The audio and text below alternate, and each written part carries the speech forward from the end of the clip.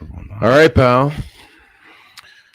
New We're back. technology, man. That we're adjusting New cameras. fine. I know. New cameras. We're adjusting fine little details. Thank Love y'all for it. joining us. Thank you for being patient with us last week. So 2 weeks go by and like the world's on fire again. It's every week, man. It seems like it's every week. Mhm. So, and this is a slippery dance. I know that for everybody. But there is a huge world conflict right now. And I don't think either one of us are geopolitical scholars. No, definitely not. I don't pretend to be. But I don't think it's if anyone that follows me on social media, for those of you who do, you know that, I'm having a hard time rectifying in my mind the amount of anti-Semitism that is on blatant display. Mm-hmm. And through my conversations with Rocco over the years, I've had to take a step back and try to understand that my understanding of history, of course, is coming from my era that I was taught it. Sure. And maybe our public schools and so forth, or secondary schools, have not taught the same version of history with the same gravity and everything else. And I think that might be why I get confounded sometimes. Well, I think, there's a 10-year difference between us. So, we may have learned history differently. And I think kids growing up now may, get a different, I don't want to say spin, but they're just learning it in a different way. And I think just society's different, right? Like I think a lot of times too, like the younger people are desensitized to violence. I mean, look at like I look at the games my son played growing up, like Call of Duty, like very violent, like video games that are based upon war. Like we didn't have that growing up, right? No. So that, I don't want to say that desensitized. We had G.I. Joe with the Kung Fu grip. Right. But I think part of that is it's a desensitization to the actual violence and atrocity of war. So they don't look at it the same way we do, I think. And I think more that's like a board game to them or a video game. I don't know. To them? I just don't think there's a deep understanding of how horrendous it can be in the impact. Are they has. numb? I think there could be some numbness to it because again, like we were talking before the show, I think when it comes to there's so much information out there, right? And I think people have a hard time understanding what is real anymore and what they can actually believe. And, you're seeing all these different sides of this conflict, people talking about different pieces of it. Right. And, you have your beliefs. We all have our own beliefs, but I think there's so many different pieces to it that I think some of that younger generation, there's a cognitive dissonance to them that they can't wrap their brain around what's going on. So they don't really know what to believe. So it almost numbs them to what's happening. They don't understand the gravity of it because it doesn't really impact their day-to-day lives. Right. So they become numb to these world conflicts. Like we look at it as like, we know the shit that happened in history. We know how bad it got, what it can do just from how we were taught growing up. I think it's different now. I think people have become, just because of society, we become very egocentric. And if it doesn't impact me, like what I'm doing Monday through Friday, some people don't even give a shit.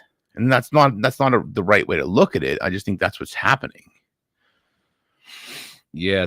But what's crazy about the whole thing too is the amount, or let me put it to you this way. Yeah. If this conflict broke out 30, 35 years ago, I think the gravity of the conflict would be so much more weighty in our society, but it's kind of like now, like step aside, here's the next thing. Okay, what happens next week? There's just so many big picture stuff always crammed down our throat that we kind of minimalize their importance. Maybe. Well, because again, there's no journalism. It's sensationalism now. So they turn anything into a large newsworthy story. So there's always something happening. And when you think about it, like tell me the last week there wasn't something major that happened. Yeah. I can't name it. I can't name a week. I can't think off the top of my head in the past 3 months, 1 week didn't have some sort of major news. And it's because they can take anything and turn it into a major story because that's their job. That's how they sell advertising. That's how they make money. Yeah. And we have an administration right now that, unfortunately is weak and these things are happening in the world that I don't believe should be happening. I think if we had a different administration, anybody different, I think half the stuff that's going on right now wouldn't be happening. And the Biden administration finds itself in a very interesting, I use the word juxtaposition, because by taking the pro-Israel stance, which I personally believe is the Sure. honorable thing to do and the right thing to do, again, just my opinion, that is falling out of favor for a wing or a portion of or swath of the Democratic Party. Yeah. And it really is kind of an odd thing, because it may speak to age demographics. Okay. The undying support of Israel by a portion of Americans that might understand the veracity of, or have been taught the veracity of World War II and the Holocaust and all things that happened. But Biden is from that generation, the generation beyond me, you and I. It's the, baby boomer, I think, is where he's at, right? Probably 80. Yeah. So they're, and being someone that's been in Congress for so long and has seen Israel as an ally, our only the only democracy in the Middle East, and all that's gone through that, and just following the company line, or the company line, following I think the country's line over the years of always being there for Israel. But that, those views are being contested by younger folks, and he finds himself in a weird position right now. Yeah, and again, I think a lot of the contesting of the viewpoint, maybe some of it has validity, but a lot of it doesn't. I just think it's again counterculture stuff, not knowing what to believe. I think not knowing what to believe is a big problem. There's no question. I think that is a big problem, because, again, like we were talking before the show, like, you said you want people to believe it with their own eyes. You should believe what you see with your own eyes. Well, if you go back to like during, the pandemic, we saw things with our own eyes that were made up, that was footage from years prior, that was played to us to make us think how bad it was. So I think when people understood that and learned about that, now they look at everything with a little bit of skepticism. Like, what is actually real? Like, is that real footage from today? Did that really happen? I think that's the problem we're having. Like, people are starting to question these things because, they did that to manipulate society, right? To create this fear. For certain. But now it has negative consequences. It has long-term effect. It has collateral damage, and that's what's happening right now. Things are unwinding. It's dangerous long term. Well, that's the thing. Like it is a dangerous spot we're in, because when you get to a point in society where people start questioning what they believe based upon what they see, like, that's a problem, right? Then where is the line of truth? Like, where do you draw the line? I mean, you and I are sitting in the same room, but we have a different perspective right now, because I have a different viewpoint than you do. So both of these things can be our own truths, but my truth is not your truth because of the viewpoints we have. And I think that's how the world is starting to look at things. It's like, what do we believe? Like, what do people believe what they see, but you may see something completely different, and you believe something different. Who's right? Life was sure easier when terrorism was easily definable. Yeah, I mean, and life was a lot easier too when there was less sources of information. Because think about it.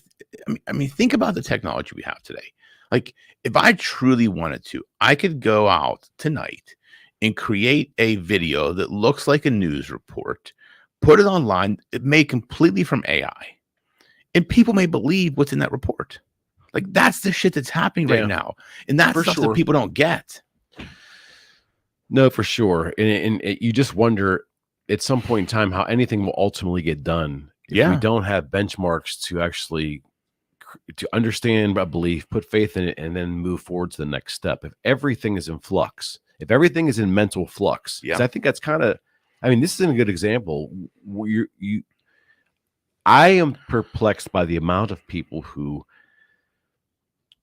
when they attempt to discuss the issue at hand, either ignore or make an excuse for the act that started it, the terrorist act on civilians. Like, that started, forget the sides, they can be nameless. If one side starts the conflict with an act of terrorism, not an act of declared war and strategic, like you would say, strategic fighting, an act of pure hatred and terrorism, but then they're immediately absolved by anyone who chooses to support that side. That act is absolved. I guess that's where I'm really struggling, is people are really they say, well, yeah, that happened, but how do you work? Well, I don't think that's absolving. I think they're trying to justify it. I think that's two different things. But the justification never comes. They ignore it. They oh yeah, that we don't like to see anyone die, and this baby shouldn't have been murdered like that. But their point. And that, but my question is like, what is the point they're saying? What an That's the unsophisticated justification. I mean, we're not that stupid. We can't be that stupid. No, but I'm not disagreeing with you. I'm just saying, like, I think that people aren't absolving it; they're justifying it, which are two different things. You, in theory, you would think, but they never get to the point to try to justify it. They just say, "Yeah, but." And then what? But to Fuck me, Israel. But again, I think, really? Okay. I mean, if that's what they're saying, that's different. But if they're actually saying something legitimate after the fact, then that's the point they're trying to make. Whether it's right or wrong, I don't know. I'm just saying, like, I think there's a lot of people that are just, again, making comments or saying things based upon their perspective of what happened, their viewpoint, or those who don't have a perspective and just on a whim just choose side because they feel like going to a protest might be fun this afternoon. There are people that think that way. I understand, but I will play devil's advocate, and I think, we've always been on this show and on shows like willing to listen to both sides, all sides, and I think you're impassioned by this, and I get that. I'm hurt completely. by this. Yeah, no, I get that completely, but I think there is, like, maybe people don't have the same perspective as you. They didn't see the same information you did, and that's kind of what I'm saying. Like, it's just, we have to understand there are different sources of information now. We have a weak understanding of history as a group of existing citizens. What's the older generations, maybe the late Gen X's and the boomers that are still with us. Now, the problem is when we started to try and erase history, that's why we don't give a shit about history anymore. I can't argue with that. When we start trying to erase things that happened in the past because they offend us today, when we start doing that, then people start not giving a shit about history in general. So let me say something. Yeah, first off, I couldn't agree with you more. We have shared similar discussion about when a history event is not convenient to your belief or your comfort level, you can't just go destroy and rewrite the history. You learn from it. You learn from it and adapt. Well, we need to. It's the only way we can move forward. Well, under that summation, then was Hitler just an inconvenient truth? Can it just be written out of history? I mean, I have to say, if the belief is that to some people that never happened, right? That never happened, or that it was exaggerated, which used to be a small portion of people that were Holocaust deniers in society. There was always a sliver. I didn't realize that. There was always a sliver of it, very, very, very small, non-vocal, and unusually ostracized group of people that would spout that stuff once in a while. Okay. But what I'm seeing now is I'm asking the question: if this is true, that you can't believe that there's anything wrong with the terrorist act, then are you also going to deny that maybe all the things that happened that Hitler did weren't real? I mean, it's like, are we that mentally fucked that a portion of society doesn't believe the history? I mean, you're asking a broader question. I mean, let's take it out of the context of Hitler and terrorism. Let's move the topic to it. But it is relevant to the point. No, I understand. But what I'm saying is, I think there's always going to be people that question everything, that question history, that don't believe things. That's just, I mean, think about flat earthers. Like, there's people, there's everything out. Did the moon landing happen? Right? Like, you've had that discussion with me. Like, did the moon? Yeah, I'm skeptical. You're skeptical. Some people are skeptical whether the Earth. No one's is getting killed in that, though. But what I'm saying is, but now gravity. But now you're drawing degrees to it, right? Gravity, yeah. I understand. Sure. But what I'm saying is, but then again, that is a dangerous road to go down as well, because now you're saying it's okay to question things in this instance, but not in this instance, because it goes against your sensibilities. Now, this is me playing devil's advocate. You're saying it's okay for you to question the moon landing because there wasn't anybody killed, but how dare you question what happened here because people were killed? But that is your belief. That is your perspective. So I think we just have to be careful the road we go down. Like, we can't, I think if we're going to question things, and be okay with it, then we have to understand people are going to question things, whether we believe it's right or wrong. That's us, right? But I don't think we should vilify people when they question something because it doesn't go I against don't. our Let me sensibilities. be very clear. I don't want anybody. I don't want to vilify anyone for their skepticism of anything. It's the open hostility that they've come to the conclusion that they're absolutely right on their whim, and it's like, I mean, we have members of the LG. I can't pronounce it. The LG, right acronym. I want to fuck that up. We have gay Americans and transgender Americans that are outwardly supporting Palestine vocally on college campuses right now. And they're blending the two messages. It isn't like they're just a person standing up there doing it. They're blending the messages. But Palestinians don't want them breathing. Right. But okay. But that religion, I understand. That fundamentalist of that religion, the terroristic fundamentalists, which is just a small few, but those folks that you're fighting for or making excuses for their terrorism on Israel, they want you dead. They don't believe that you have a right to be a gay American or a gay human. They would kill you tomorrow. Did they not see that? Again, you're talking about college kids on a college campus. They would protest pizza if it was a popular thing to do. Like, so we just write it off as like, no, I'm just saying, but I'm saying, like, you're right that there's a fundamental philosophical difference in the two sides' beliefs, but I don't think, again, I have a son in college, I don't think they put a lot of thought into what they do. I think they do what's popular at the time, or what a group of people that they resonate with or identify with is doing. So if a bunch of think I know my son, he's a senior in college, I know what they do, I know what they think about. They're not putting thought into really really the fun. They're just finding like it's protest, like let's protest something. At some point actions have consequences. I get it, and that they have to learn that for themselves. Like that's something that generation, they're gonna have to learn for themselves. Like we can't teach them that. That's something that's trial by fire. They have to go down that path and make the wrong decision or do the wrong thing and learn. That's how you learn. Like that's how that generation does not learn by being told. They learn by fucking up. Okay. Under that premise, then are we now a country that is weak on terrorism? I don't think. Why do you say that? Like why are we weak? Are we emotionally weak on the context of terrorism? We are obviously okay as a society. Well, let's just unwind it a bit. We're obviously okay with our border being completely open.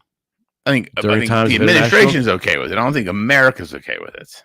Oh, I would certainly think there's a great amount of Americans that are. I don't think the majority of Americans are okay with an unsecure border. I don't believe that is the truth. In 22 years, look how far we've come with our. I'll just use the word dislike of Islamic terrorism. Okay, how far we have now just been either emotionally impassive or just don't give a fuck anymore. Look how far we have come down. I'd venture to say now we're the biggest sitting duck now as a country. This is one citizen's opinion than we've ever been, even before 9/11. We are as a group, as a country, as a group of citizens, as a whole, collectively. Are we aware? Do we have any patriotism? Can we understand the threat that's there? Or do we just literally drown in our indecisiveness of what to believe and just drowned in our entertainment, internet-drenched world? Are we that passive? No, do we not identify the threat that is actually there? Because here's an example where it's happening to one of our closest allies. One of our very, without a traditionally, let's just go traditionally, and stated opinion of Israel that our government gives us. One of our loyalist allies, and what's happened to them was Islamic terror, right? And look at how a portion of a very vocal portion of society is acting within our own country right now. That's where I come to the point that, are we impassioned anymore against terrorism? Are we? But let me ask you this. I'm not talking about Islamophobia, none of that stuff. I'm talking about facts, as we hope to assume them. Let's talk facts. There's 330 million Americans. How many of them are against Israel? Like, really? They're showing it on TV. But if you look at the majority of Americans, but I'm saying, like, you're stating that there's like so many, as a society, we're so against this, right? I don't agree. I think they're showing you things. I think that's less than 1%. Less than 1/10 of 1% that are truly saying that's okay to do. How do you explain the visible hatred, the visible signs of anti-Semitism? Explain the visible hatred. Like, how much are you seeing? The things that are painted on homes, painted on right. But what I'm saying is, remember, let's talk about who's showing it. Speaking right to the national news. Let's talk about who's showing it. Okay. Right? Not the journalists, the sensationalists. So of course they're going to show these things to rile up people like you and I to have these fucking discussions, to watch these news networks and to pick sides. Like, that's what's happening. I don't believe there's a shit ton of people, millions of Americans out there that are so anti, Well, I would hope not. But I'm saying, like, but they're showing you the people they find that are, and they're making them bigger than they should be. That's what's happening. It's not journalism. You got to keep coming back to that. You're not walking down the street seeing it. You're seeing it on TV, right? You haven't walked by a house that you saw someone painted on, correct? I have seen, no, not on anyone's houses. Right. So I'm saying, like, most of the stuff you're seeing, I've seen graffiti. Right, but most of the stuff you're seeing is on the news media, correct? Correct. So that's what I'm saying. Like, look at the source. Of course, the source is going to find the worst of it and show it. That's their job to do. And so it gets us, like you and I, two intelligent people, to debate this, where we see it different ways. Because I don't think America is, I think we are patriotic. Do we understand the danger that is out there? Yes, I believe so. I believe as a people. I think there's a small portion of people that don't. Of course, like, there's always be a small piece of society that has no fucking clue what's going on. But yes, I think we do understand the danger. I think as a people, we do understand that. Interesting. I mean, I'm an optimist, like that's me, and I think we do understand that. I hope you're right. I think we are still the most powerful nation in the world, and I think when push comes to shove, we know how to protect our own.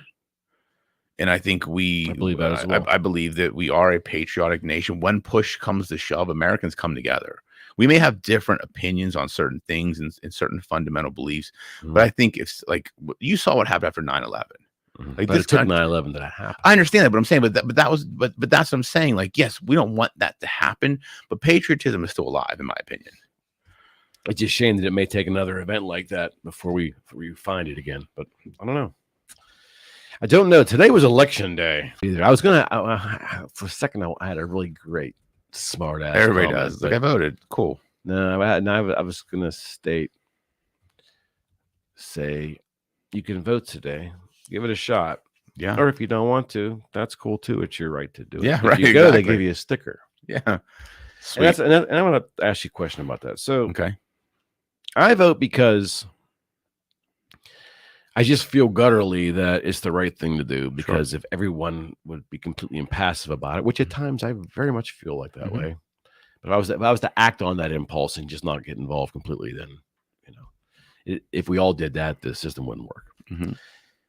But there were some seats that I had no clue on, like when you had to flip the ballot over, and we'll talk about the kind of ballot in a second. Flip the ballot over, there was keep this judge, keep that judge, and I had a moment, like in the past, I would just do what I did in high school when I had those fill in the blank things. I just go like this and pick somebody. Sure. But today I didn't vote for those seats because I just wasn't informed on. You know. And then as I was walking out, I was talking to my wife. I had an ethical moment. Like, was that the ethically right thing to do, or should I have just by happenstance voted for one or the other? If you did it, it was the ethical thing to do. It's your choice. I mean, it's your choice, right? There's no. I know. What's the better thing to do, in your opinion? There's no right or wrong, but what do you think the better thing to do is? Whatever. Honestly, it's an individual choice, in my opinion. It's not what's better. Like, I've done both. I've done something. Like, I have no idea who these people are. Like, I don't want to vote. Sometimes I just voted straight Republican ticket. Yeah. You know, just because I'm like, okay, I at least know the beliefs of the people if they're Republican. Yeah. You know, but sometimes I don't do that. I used to do that. You know, and it's hard now because there are so many more, you know, I don't want to say the positions, but a lot of the party positions have somewhat changed. You don't really know what people believe in anymore. I think it's not as clear as it used to be. So it's hard sometimes to just say, I'm just going to vote the party line because at least I know what I'm getting, because I don't fucking know what I'm getting anymore. Like, you don't. I mean, think about it. Yeah. It goes back to that whole thing where we're being bought and sold. It's just the entertainment, entertainment value of the commercials. I mean, I was looking at some of these commercials, and even for some regional seats, the budgets must be huge, because some of these 1 minute commercials are right. But also they're done like movies. They're done like movies. Yeah, but also think about the technology they have today compared to what they had before. Like, what do you mean? Like, I mean, you can get a pretty good commercial shot for $1,000. Oh yeah. That's what I mean. So I think a lot of people it takes less money to run a really good campaign. It just takes great ideas. Great ideas, yeah. But I mean, if you think of, I mean, you know, you can get a commercial done pretty cheap, and it can look like a movie. Yes, absolutely. You know, that's the thing. So it's the game has changed tremendously. And that's anything. That's any business. That's any type of positive. Well, at least the access or maybe the potential influences. Right. It allows the people that maybe don't have the money machine, the party machine behind them, to actually have an impact. 100%. To actually go out there and shake it up a little bit and make some waves. And that's going to be even more so 4 years from now. I mean, think about it. Yeah. So speaking of 4 years from now, okay, this is going to be a great year. The content just overfloweth. 2024. I mean, I don't even. I mean, did you hear DeSantis and Gavin Newsom are debating in a couple weeks? Yeah, that was set up by Fox News. Yeah, Fox. Yeah, Hannity's going to that's going to be interesting. That's going to be really interesting. So what? Okay, so put your little Nostradamus hat on. Okay, what do you think's at play on the Democratic side right now? Biden's not going to run. Like, there's too much talk in that party. I saw something with David Axelrod, one of Obama's advisors. He was basically alluding to, yeah, if he runs, they should get behind him, but he should also think about whether he's going to run. I mean, it's an age thing now. It's nothing against the man. Like, look, I mean, pure and simple, it's an age thing. They call it. They don't call it age. I heard some Democrats say it might have been David Axelrod. He said it's not something. It's an actuarial. That's what it is. He did say that it was an actuarial thing. Yes, which is basically means you're too old. Of course, that's what it means. And again, there's a lot of shit coming out now that he's corrupt potentially. Like, he's compromised. Yeah, he's going to have some ethics issues to deal with. Not like the other guy won't. But it's just a matter, quite frankly, of So this is my thought. The reason why they need him out more than anything isn't even a policy issue. It's the fact that he is so mentally compromised from an image standpoint that if he does get in any kind of, I don't know if he will actually debate, if it's Trump or whoever it is. I don't know if he'd actually get on a debate stage. He probably would. No, his brain would melt. But if he does, they risk that the moderates viewing that. It's over. Even if they want to vote for the guy, in good conscience, they might say, "I just can't vote for a guy that really should be, eating soup in a rest home." The reason why you don't want a Biden in there is because if Kennedy runs, right, you have a third party candidate that's going to pull the moderates from a Biden. Logic would tell you it should probably hurt. But he's had a lot of crossover appeal candidates. So he may equally hurt both parties. I think will hurt the Democrats more, though. Probably. I think he will, because he came from being a Democrat. Correct. Exactly. I think it'll hurt them more. I think we'll pull more from the center left than the center right. It's gonna be an interesting. So if he doesn't run, what do you ultimately think? Who do you think will ultimately be? It's gonna be Newsom. I think they're already positioning for that. Like, why the fuck was he in China? Kamala Harris is not going to be. Speaking of, why was he in China?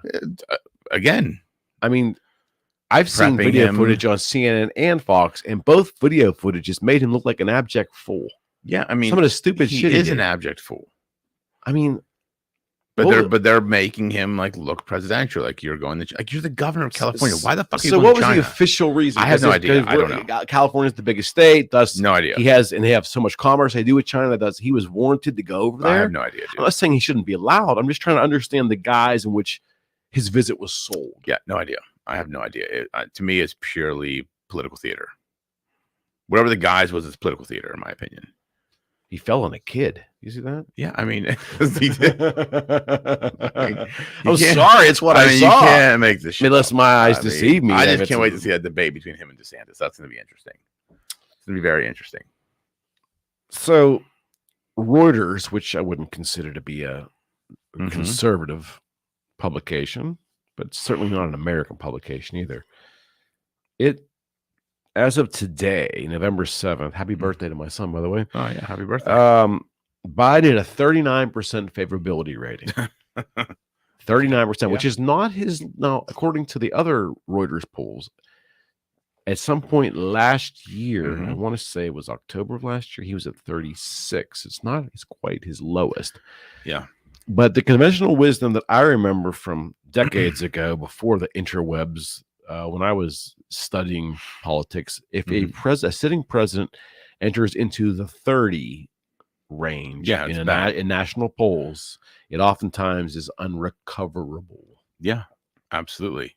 So, I mean, think about the other polls that have come out, him versus Trump in swing states. I did like see he's that. Wisconsin out of the 5. Wisconsin's the only one. It was only by a point, I think. Yeah, like Nevada, Pennsylvania, Arizona. I mean, getting slaughtered. It's not even just beat, slaughtered by Trump. And Trump's got all these trials going on, like all these legal battles, and he's still pulling ahead. Yeah, and the rhetoric hasn't even started yet. It hasn't even. They haven't even ramped up. I mean, no, they haven't. They haven't ramped up anything yet. And that's what's going to be. It's going to be the next 6 months are going to be very interesting. Pennsylvania, I don't trust our state here, buddy. We put Fetterman up there, and I mean, if we're able to put John Fetterman in the state that he was in and put him in the Senate, we can easily end up putting a walking corpse back in as a president. I mean, that's entirely possible. Not disagreeing, man. Isn't it interesting, though, on this whole back to the Israel thing for a second, just in terms of Fetterman, like, have you been paying attention? Like, Fetterman's been taking a very pro-Israel stance, and it's interesting to see,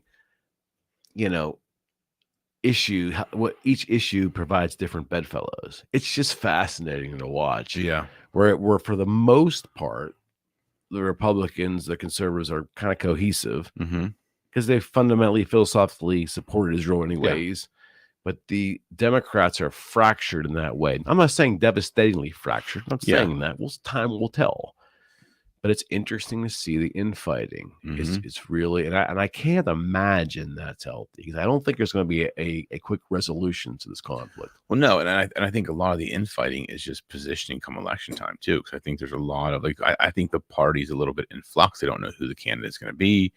There's a lot of questions happening in the background. I think people are trying to position themselves in different ways. Well, they're boxed in, because if you talk about this, again, just my opinion, you talk about politics in general and all the groups. You have a female African American vice president that's very unpopular with most of the country, not just her own party. Yeah, not just the opposing party. And she's like in the successorship, she's there, right? But they can't afford for her to be the nominee or be in a position to assume that seat for a lot of reasons. Right. But it also isn't a great look if a white male supplants her as the new nominee. So they're fighting that. Talk has been that maybe Michelle Obama will appear on the I can't imagine that happening. Stage. I can't imagine that happening. And why would you say that? I don't think she would be the right candidate. I think there's still too much surrounding Obama. Like, I think there's still too much like uncertainty, a lack of trust, and I think it'll get on her. I don't think I don't disagree with you. I'm just interested to hear what your perspective is. Regardless of what she says, I don't truly think she wants it. Yeah, that's kind of what I gather as well too. And you have to act for a practical standpoint. I mean, I would imagine her and Barack have a pretty nice life. Yeah, I mean had that fucking house in Martha's Vineyard. I mean, I Like, can't. I want to be a imagine. politician, Why would man. you kind of want that though? I mean, it's like yeah, I mean that's like Trump. Like, I mean, but again, like I understand why Trump did. Like he wanted to make change. You know, now Obama can't come back. If you have two, you're dead. Two terms. Yeah, 2 terms eliminates you. Yeah, correct? two terms. You can only have 2 terms as president. Okay, correct. so have you noticed the fracture in the Biden-Obama camps? Did you hear any about this? Yeah. What's going on? Oh yeah, there's definitely some fracturing there. And they say it's not specifically about the Palestinian-Israeli conflict. There's other things going on, which is, I mean, they don't get into detail with what they are, but I mean, do you think it's because, whether it's right or wrong, there's some kind of built-in angst between a former president and a new president when they're both in the same party? That, and I think Obama knows who Biden is. Like, I think, look, he more than anyone should know. That's what I mean. Like love Obama or hate Obama, I think he truly knows exactly who Biden is, and I think he knows that the dude was getting. I mean, let's be realistic. Like people were making comments and making memes about Mike Johnson. He's saying he's the poorest person in the Senate. He lives paycheck to paycheck. Well, he's a fucking politician. Like that, you kind of want that. Like he didn't get involved in insider trading. He didn't do any of this shit to just make money. Right. Well, so it's like, why are we faulting him for that when you have people that have been in politics their whole career, Nancy Pelosi, right, millions upon tens of millions of dollars and houses and like, explain to me that how that's virtuous, but this guy is Correct. living paycheck to paycheck, Correct. and he's somehow disqualified from being virtuous. Correct. Like right. That makes no sense to me, and this is the problem. It's like, and I think truly, like at least with Obama, you kind of knew what you were getting. Like you knew that he's like, hey, I'm gonna make money. I'm gonna come in and be the president. I'm gonna do the shit, and then I'm gonna go out. And I'm gonna use that and make fucking. Well, he was money. Eloquent speaker, so you knew when you were, when you're coming from the Bush era, that wasn't really. You knew what you were getting with him. Yeah, and if nothing else, I mean, there was, he was a likable guy. There's no question. He's also was stately. Yes, when you needed absolutely. when you needed. Yes, correct. Even though he was a smaller, frailer man, he ultimately. It was very stately. He was very much when he stepped to the podium with certainty. Yeah, I think he exuded certainty. Yeah, like I didn't agree with his policies, but I liked him as a I thought as a person, he was a good dude. Like we don't have anything right now. No, like that's what I mean. Like it's like what the fuck? And I think Obama, I truly believe, and again, this is just pure speculation. I think he knew Biden should not have been the president. I think he was, but he won, and he's like, what the fuck? And now I think he's just seeing it fall, because I think he truly believed that if another candidate was up there, a lot more shit they wanted to do would have got done. I have another theory. You want to hear it? Yeah.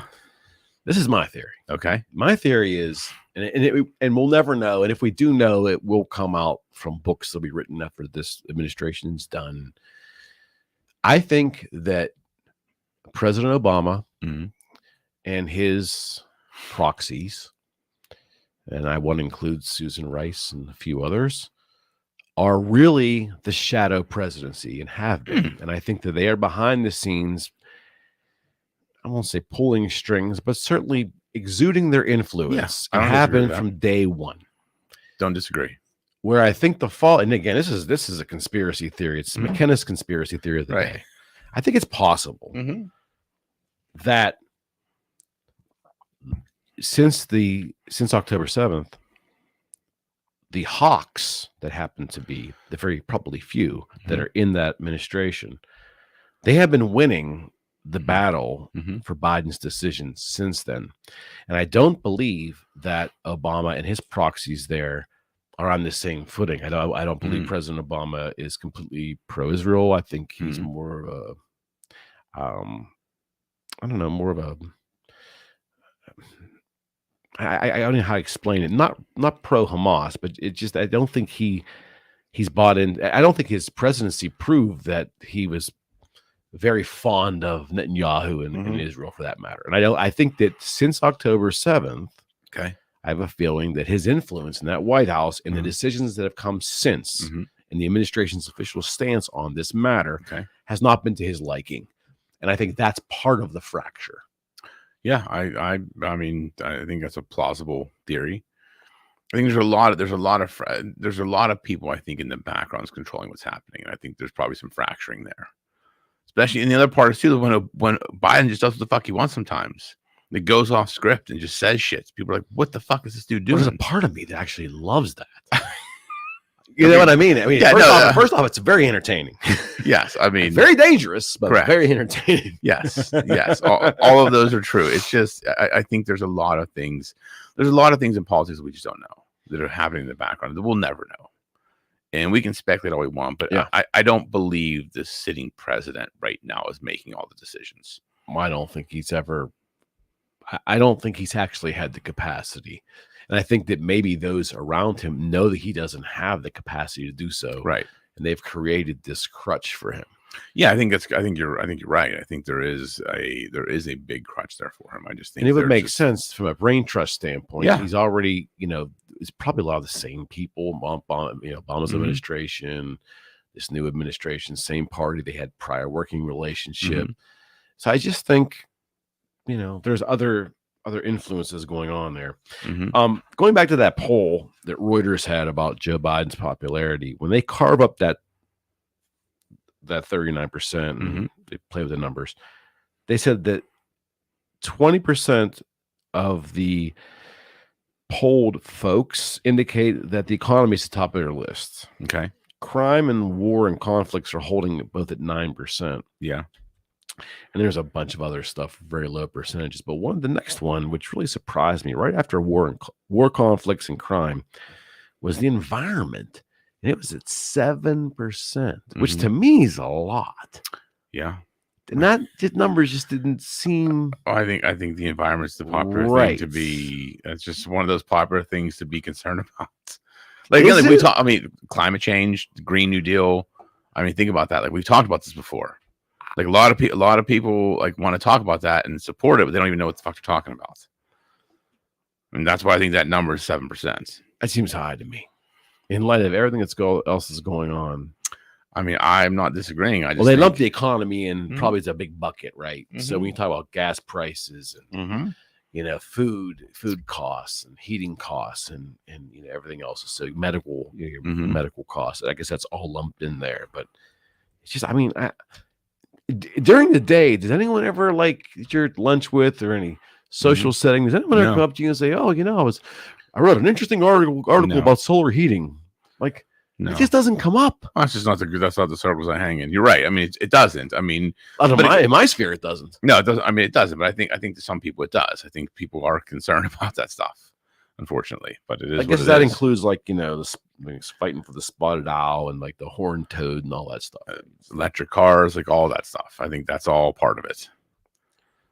Yeah, yeah. So we have approximately 1 year left till the madness. Well, that'll be the end of the madness. Yeah, maybe, depending on what happens. Do you think there's a chance that we don't know who the winner is hypothetically next November 7th or 10th or whatever it is? No. Do you think it'll have a definitive winner? Yes, we will. Because again, they won't let that shit show happen again. You don't think? I think they will do everything in their power not to let that happen because of how bad it was last time. I think they'll try very hard to make sure we have a winner declared at the end of that night. Very hard. That's so my belief. I do agree with what you said. I think there'll be a concerted effort to get something declared. Do you think that we will have a winner that sticks that night? Yeah, I do. I really do. You're saying that you estimated to be a definitive win. Yes. I don't think it's going to be a close. I think it's going to be a very definitive win. I do. Okay. I really do. Are you predicting, would you say, a conservative win? Yes, I am. Regardless of who the candidate is. I think so. I think Americans I'm leaning that way too. I think it's just they're, again, I think Biden got elected because he was the safe bet. The perceived safe bet. Now I think people are afraid, and they want someone that's strong and is going to fight for America. And I think that's going to lean more conservative. And I think we are going to have a conservative win. That's my belief. I could be completely wrong, but that's what I believe. we will we still be in a wartime footing? Would you guess by next November? Yeah, I would I say. would consider us in a war footing now. I would say, yeah, I don't think it's going to resolve itself in the next 12 months. If anything, it's going to get worse, I believe. And that's unfortunate to say, but that's what I believe. Not that you would know the exact particulars of it, but am I safe to assume that there is a fail-safe in place for the event that he becomes incapacitated? Meaning, no, he's not saying incapacitated. Let's say that he is disrupted mentally to a point that he's just not able to function at all. I mean, then then Harris would step in. I know that, but how do they get him out of office? Like, who takes the walk? I don't know how that works. There's got to be they'll invoke something, I'm sure.